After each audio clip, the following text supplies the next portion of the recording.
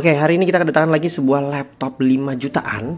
Dan tentunya laptop ini menurut kami adalah sebuah laptop pemecah kebuntuan, di mana buat teman-teman yang punya budget pas-pasan 5 jutaan sudah Core i5 Plus. Ini dia, layar sentuh.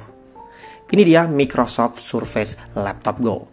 Oke, jadi sebenarnya laptop ini secara head to head di angka 5 jutaan, mungkin kita bagi dua ya. Ada laptop biasa seperti di Asus, Lenovo, HP, mungkin masih dapat prosesor dengan entry level dari prosesor Celeron hingga prosesor AMD Ryzen 3 3000 series ataupun 7000 series untuk laptop-laptop kenamaan tersebut. Namun ada juga saat ini sebuah dinamika baru ya, mungkin dari pabrikan lokal Advan dan Zyrex. Keduanya memberikan laptop 5 jutaan namun dengan prosesor kenceng Core i5. Nah, RAM 8 GB.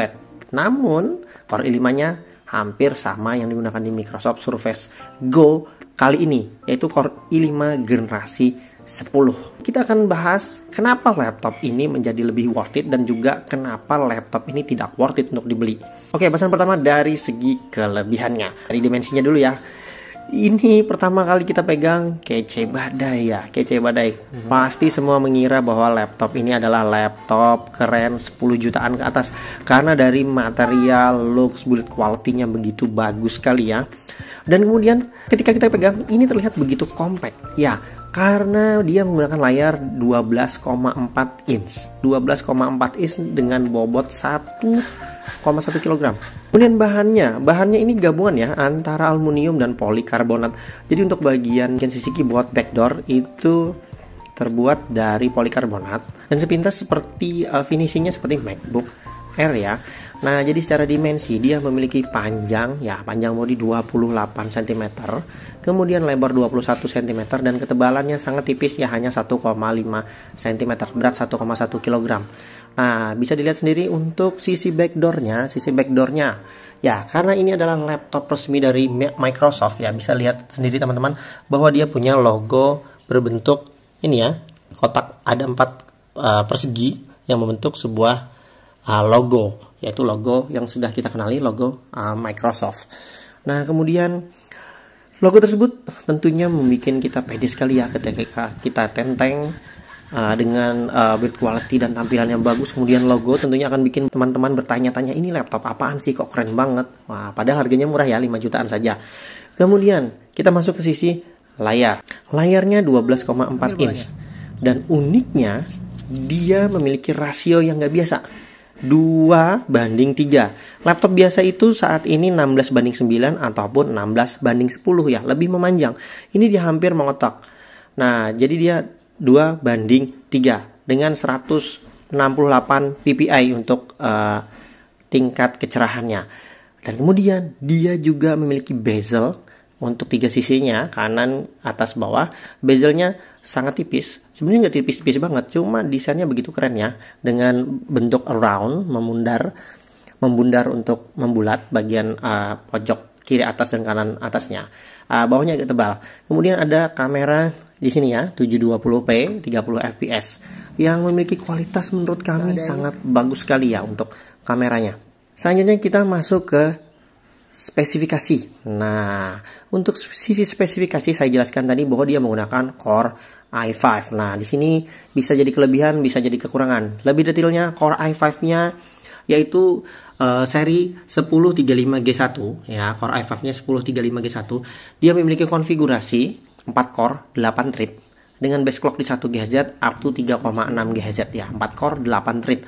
Kemudian dia ditandem dengan RAM ya, single channel onboard, nggak bisa di-upgrade, 4 GB dengan speed 4 GB-nya LPDDR4X ya, jadi X itu nggak bisa di-upgrade, dengan speed 3733 mHz. Syukurnya walaupun 4 GB dia sudah dibekali speed yang kencang ya untuk kecepatannya.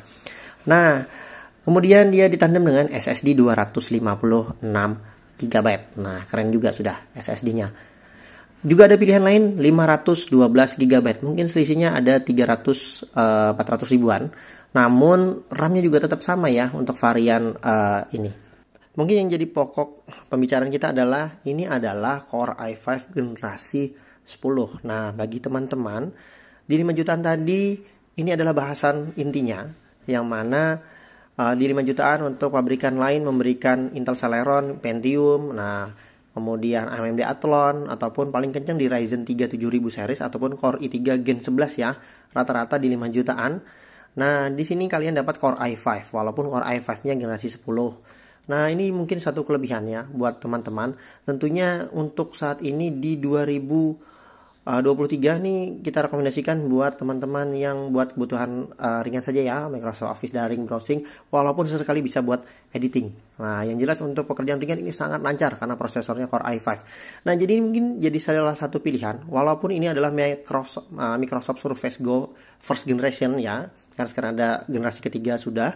Namun bodinya yang tidak berubah tidak begitu banyak perubahan dari Gen 1, Gen 2, Gen 3. Jadi ini tetap jadi pilihan yang begitu menggiurkan menurut kami karena bodinya yang sangat keren, layar sentuh, Core i5, anti mainstream, nggak pasaran, dan bentuknya yang sangat keren dikira laptop mahal. Ini tentunya menjadi pilihan yang sangat bagus ya. Namun yang sangat disayangkan, yang perlu diperhatikan juga, ini garansinya distributor karena Microsoft tidak mendatangkan langsung laptop Surface ini ke Indonesia. Namun buat teman-teman yang penggunaannya ramah, aman, dan tangannya tidak bikin cepat rusak laptop, mungkin ini sangat recommended sekali ya buat teman-teman semua. Karena dengan prosesor yang sama mungkin kalian juga bisa beli Advanced Work Pro maupun Zyrex ya, Zyrex Extreme kalau tidak salah. Prosesor sama, RAM lebih kencang. Nah, namun pabrikan lokal. Nah, yang tentunya prestisnya mungkin sedikit berbeda. Begitu juga untuk tingkat confidence-nya. Nah, kemudian, bisa dilihat kan layarnya. Layarnya begitu bagus. Walaupun menurut kami PPI-nya mungkin kurang terang ketika di outdoor. Namun, untuk penggunaan indoor sangat bagus sekali. Dan touchscreen-nya sangat responsif sekali. Bisa dilihat ya. Nah, ini touchscreen-nya nggak ada delay. Cepat sekali untuk penggunaannya. Nah, bisa dilihat ini untuk SSD-nya ya. Untuk SSD-nya ada pilihan 256 dan 512 GB. Nah, kemudian untuk sisi keyboardnya, kita masuk ke sisi keyboard. Nah, keyboardnya agak mungil ya. Kita hampir ingat dengan ukuran size lebih besar sedikit dengan Lenovo laptop 2-in-1, Lenovo D330. Tampilannya seperti ini ya, agak grey untuk tooth-nya. Namun walaupun tutnya agak kecil, jeda pembeda antar tutnya sangat tegas sekali ya di sini.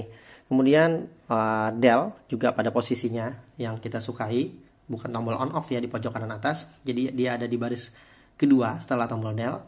Nah, di sini. Sayangnya untuk yang versi ini yang belum memiliki fingerprint sensor di tombol on-nya. Kemudian untuk touchpad-nya di sini sudah punya Windows Precision ya. Jadi touchpad-nya sangat gesit sekali. Nah, bisa kita cek ya, ini untuk touchpad-nya. Wah, enak banget touchpad-nya. Nah, untuk scroll up and down, zoom in, zoom out ini sangat enak banget. Karena memang ini laptop Windows langsung, tentunya dapat sesemua driver yang mereka bikin sendiri.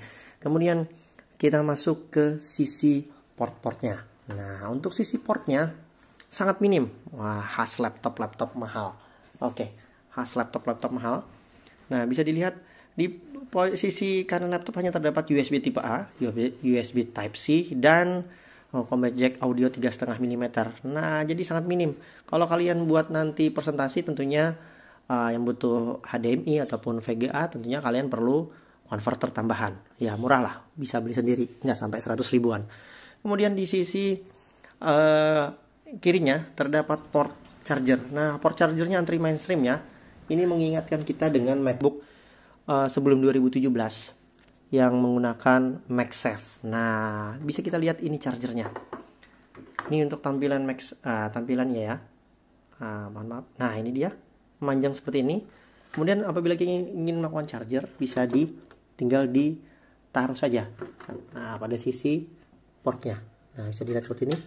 Dia langsung ada magnetik yang menghisapnya. Nah, untuk chargernya sendiri, nah ini ada logo Windows langsung ya. Ada logo Windows langsung. Dia memiliki daya 39 watt untuk mentenagai baterai 5200 mAh-nya 4 sel.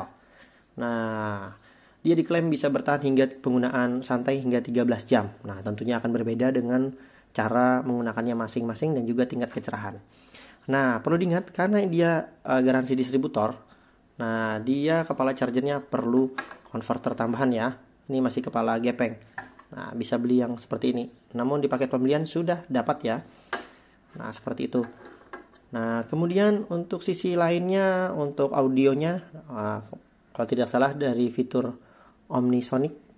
Nah, dia enak banget ya untuk speakernya, walaupun nggak kenceng-kenceng banget, namun untuk treble dan lain-lainnya lumayan kerasa.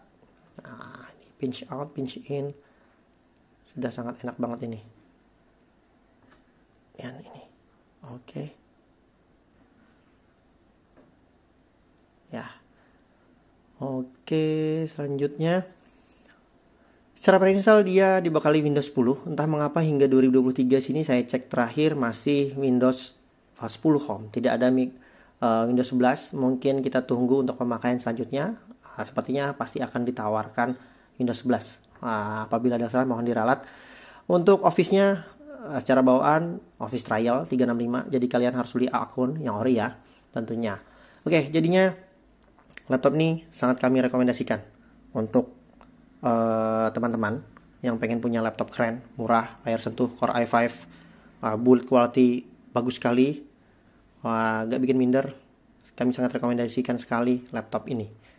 Bisa dilihat ini MacBook dengan ukuran yang MacBook Air ya. Nah, MacBook Air punya ukuran lebih panjang dan lebih tinggi. Nah, dia lebih mungil karena ukurannya 2:3. Oke. Oke, cukup sekian short review kita. Buat teman-teman yang ingin membeli laptop ini bisa kontak kita ya, bisa ready stock ataupun pre-order, kunjungi MBS ID ataupun hotline kita di WhatsApp. Terima kasih. Wassalamualaikum warahmatullahi wabarakatuh.